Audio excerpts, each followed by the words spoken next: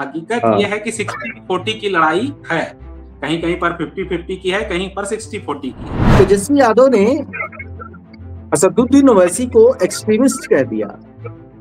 क्या ये बयान बिहार में इको कर रहा है? चाहते हैं कि सिर्फ हम भाजपा को हराने के लिए किसी को वोट क्यों करते रहे, हमारा हिस्सा भी हमको मिले। और असदुद्दीन ओवैसी उसी चीज को इनकैश करते रहे हैं अभी तक। अभी है कि 20 साल से बिहार जैसे प्रदेश में, जो कि डेटा के अनुसार बहुत पीछे है अन्य राज्यों की तुलना में, उसके बावजूद उस मुख्यमंत्री के खिलाफ आपको उस तरह से एंगर नजर नहीं आएगा।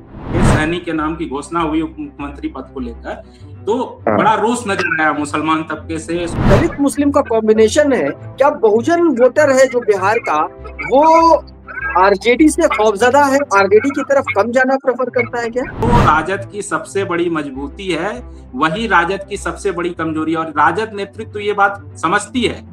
तभी आप देखे होंगे कि तेजस्वी यादव ने मंच से कहा था कि यादव सामंती नहीं समाजवादी बने। कल बीएसपी सुप्रीमो की एक बड़ी रैली है 6 तारीख को। बसपा का कुछ प्रभाव इस बार आपको बिहार में कुछ बढ़ता हुआ क्या कैसा दिखलाई पड़ रहा है?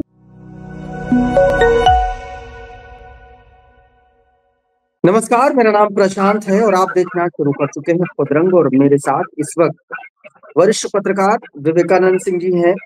आज मैं बिहार चुनाव पर बातचीत करूंगा और ये भी समझने की कोशिश करेंगे कि आखिर बिहार चुनाव में जो कुछ भी दिख रहा है, दरअसल क्या वो जमीन पर है?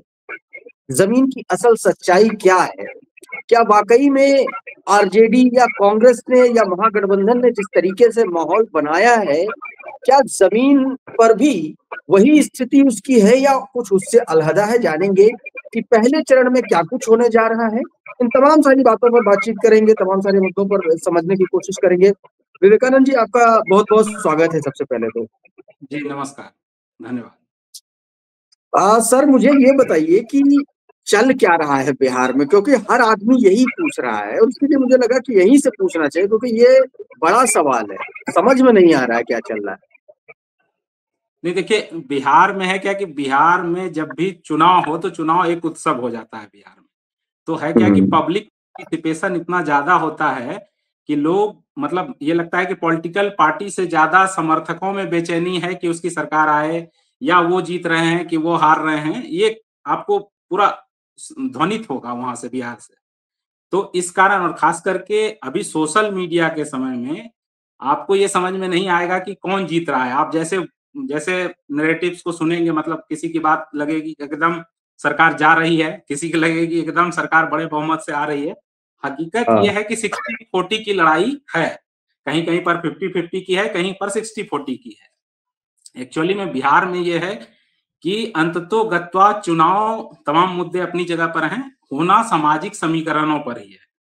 सामाजिक समीकरणों में जो नीतीश कुमार के पास जो सबसे बड़ा एज है, कि आप ये मानकर चलिए कि 2.5% के आसपास उनकी जाति का पॉपुलेशन है, और उस पॉपुलेशन का व्यक्ति अगर बिहार जैसे प्रदेश में 20 साल से शासन सत्ता में शीर्ष पद पर है, तो उसका कारण यह है कि उन्होंने इस सामाजिक समीकरण का बैलेंस बहुत अच्छा बनाया हुआ है, काम के साथ साथ। यही कारण है कि आप जब देखेंगे, जमीन पर उतरेंगे, तो उनके खिलाफ जो आवाज है, मतलब एक होता है ना कि आप 20 साल से सत्ता में हैं, स्वाभाविक है कि 20 साल से बिहार जैसे प्रदेश में, जो कि डेटा के अनुसार बहुत पीछे है अन्य राज्यों की तुलना में, उसके बावजूद उस मुख्यमंत्री के खिलाफ आपको उस तरह से एंगर नजर नहीं आएगा। उसका कारण ये है कि उन्होंने हर तबके के लिए कुछ ना कुछ किया है। उदाहरण के लिए मैं आपको कहूंगा कि आप मुसलमान बस्ती में भी चले जाएंगे, जो कि एनडीए का परंपरागत वोटर नहीं माना जाता है, लेकिन नीतीश कुमार के बारे में जब उनसे सवाल करेंगे तो वो कहेंगे कि उन्होंने काम तो किया है, पर हम भाजपा के कारण उनको वोट नहीं देंगे। तो ये जो सबसे बड़ी बात है नीतीश कुमार के लिए, और यही कारण है कि सोशल मीडिया पर लगे कि नीतीश कुमार जाने वाले हैं, नीतीश कुमार की उम्र हो गई है, नीतीश कुमार जो है कमजोर पड़ गए हैं, दिमागी तौर पर उनको किसी ने हाईजेक कर लिया। ये सब बातें अपनी जगह पर चलती हैं सोशल मीडिया पर, लेकिन नीचे जो पब्लिक है वो एट द एंड क्या बोल रही है, वो क्या कह रही है। एक बात बताइए, अभी तेजस्वी यादव ने असदुद्दीन ओवैसी को एक्सट्रीमिस्ट कह दिया। क्या ये बयान बिहार में इको कर रहा है? क्या इससे आरजेडी को बड़ा झटका लगेगा? नहीं देखिए, मुसलमानों में जो नया तबका है, मतलब जो नए वोटर हैं, वो हाँ। निश्चित रूप से अपनी हिस्सेदारी को लेकर भी चिंतित नजर आते हैं। वो चाहते हैं कि सिर्फ हम भाजपा को हराने के लिए किसी को वोट क्यों करते रहे, हमारा हिस्सा भी हमको मिले। और असदुद्दीन ओवैसी उसी चीज को इनकैश करते रहे हैं अभी तक। तो है क्या ठीक कि है। अगर उनको एक्सट्रीमिस्ट बोलकर आप ये जताना चाह रहे हैं कि उनके साथ अगर हम गठबंधन कर लिए होते तो इसका लाभ ध्रुवीकृत रूप में एनडीए को मिल जाता या जो भी होता। अगर उन वोटरों को ये वो जताना चाह रहे हैं कि इनके मेरे साथ आने से ये होता कि मुझ पर भी एक्सट्रीमिस्ट का एक तरह का लगता है कि हम जो है हम मुसलमानों के हक की रक्षा करते हैं, लेकिन इस एक्सट्रीमिस्ट कहने से ये हो रहा है कि जो मुस्लिम युवा है, जो ये चाह रहा है कि मेरी भी तरफदारी वोकल रूप में हो, सिर्फ इसलिए नहीं कि हम भारतीय जनता पार्टी को रोकना चाहते हैं और किसी के पीछे खड़े होते हैं जो हमको कुछ ना भी दे। जैसे कि आप ये देखिए कि उस समय जब मुकेश सहनी के नाम की घोषणा हुई उप मुख्यमंत्री पद को लेकर, तो बड़ा रोष नजर आया मुसलमान तबके से, सोशल मीडिया पर तमाम चीजें, और खास करके असदुद्दीन ओवैसी जी की पार्टी के जो लोग थे, उन्होंने बड़े तरीके से ये बात कही कि मुस्लिम क्या करेगा, दरी बिछाएगा या जो भी करेगा। तो वो एक्सट्रीमिस्ट कहने से खास करके जो युवा मुस्लिम है उनमें जरूर एक तरह से कहिएगा कि वो रोष दिखेगा आपको। लेकिन जो मुस्लिम मान लीजिए लंबे समय से राजद के साथ हैं या महागठबंधन को वोट करते आ रहे हैं, वो अभी भी ये चाहते हैं कि किसी भी तरीके से एनडीए की सरकार हार जाए, रुक जाए, तो वो हर चीज से समझौता करने के लिए तैयार। उनको लगता है कि ओवैसी साहब के लड़ने से, ओवैसी साहब तो सरकार बनाने नहीं जा रहे हैं, लेकिन अगर मान लीजिए कि उनके ठीक ठाक वोट पा लेने से किसको नुकसान होगा, तो हाँ, ये क्योंकि जरूर।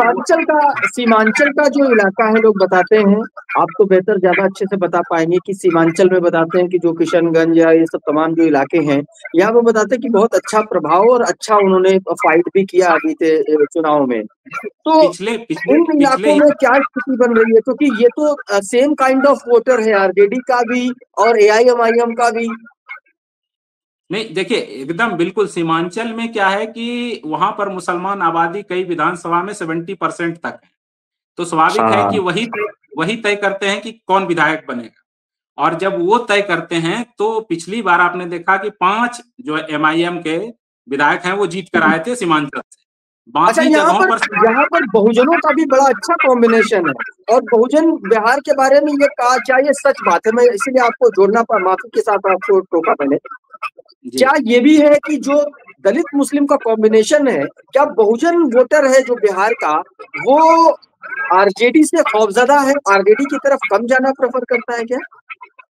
उसका कारण ये है कि देखिए, आप ऊपर में बहुजन बहुजन जितना भी बोलना है बोल लें, लेकिन हाँ। हकीकत यही है कि नीचे में जो सामाजिक आपका समीकरण है, जो बड़ी हाँ। आबादी का लोग है, जैसे ओबीसी में जो जो मजबूत जातियां हैं, मान लीजिए उसमें सबसे मजबूत कर लीजिएगा तो यदुवंशी है संख्या के मामले में, तो ठीक है। उनका जमीन है, उनका जोत है। तो जो कमजोर जातियां हैं, जो अति पिछड़ी दलित महादलित जातियां हैं, उनके साथ अब रोज का टसल, पहले एक समय में था कि सामंती कहे जाते थे, सवर्णों से टसल था, लेकिन ये बीच के 25-30 वर्षों में वो चीजें बदली हैं।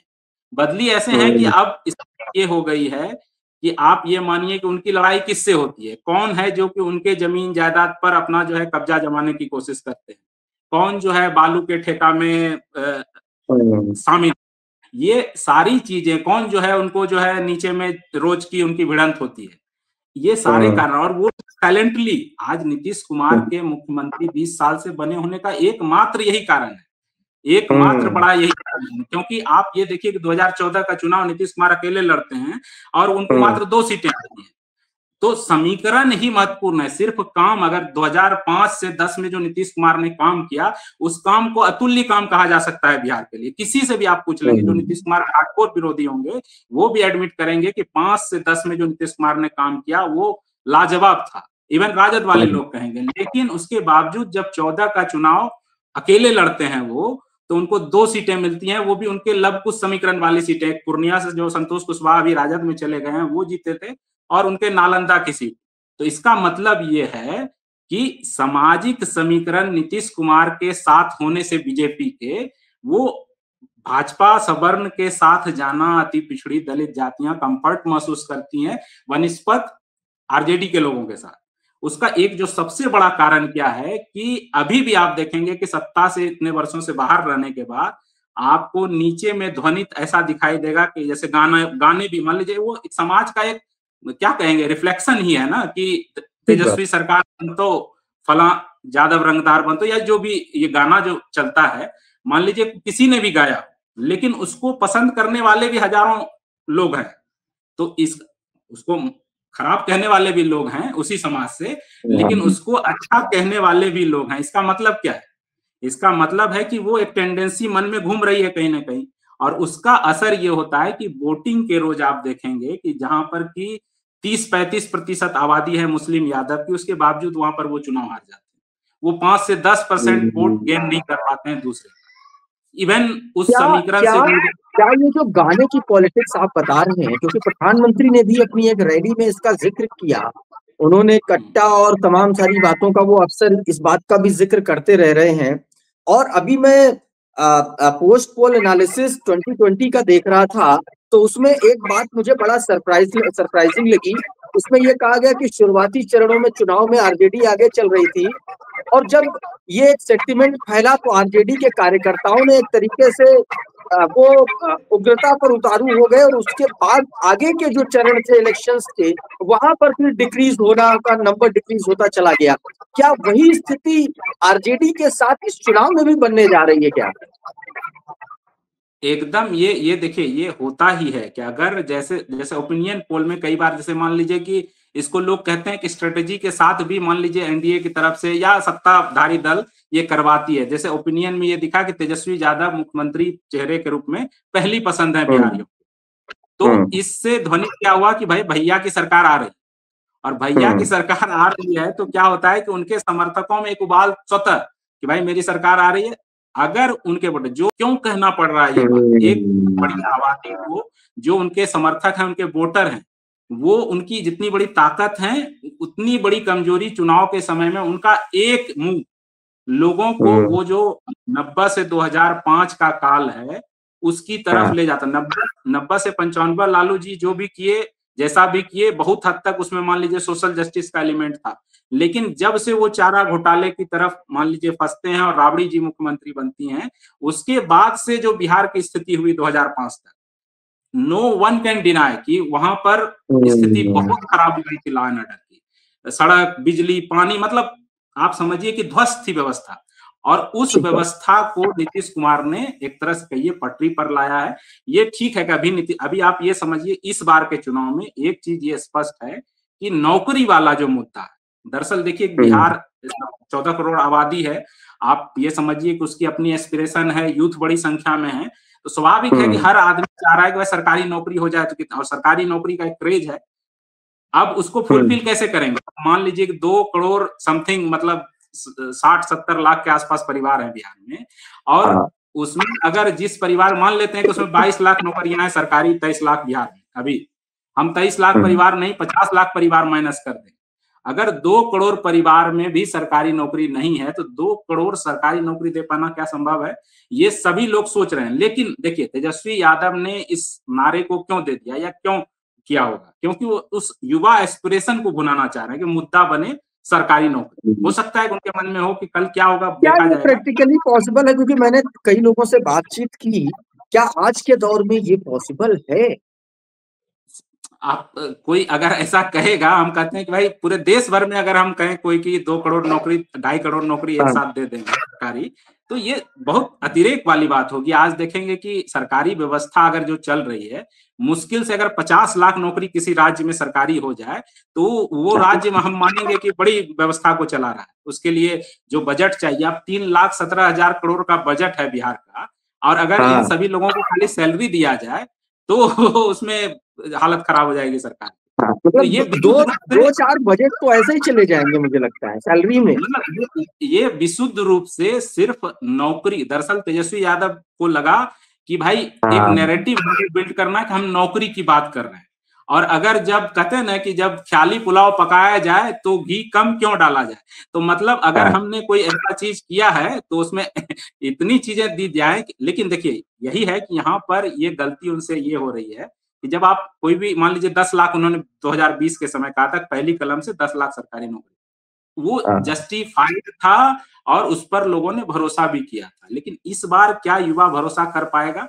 मान लीजिए उनको भी हाँ। लग रहा है कि सत्ता से इतने दिनों से दूर हैं, तो सत्ता में वापसी के लिए येन केन प्रकारेण जो है तमाम जितने भी वादे कर सकते हैं वो कर रहे हैं और वो अच्छा हो सर, भी रहा एक है। बात और, हाँ, एक बात और मैं जानना चाहता हूँ।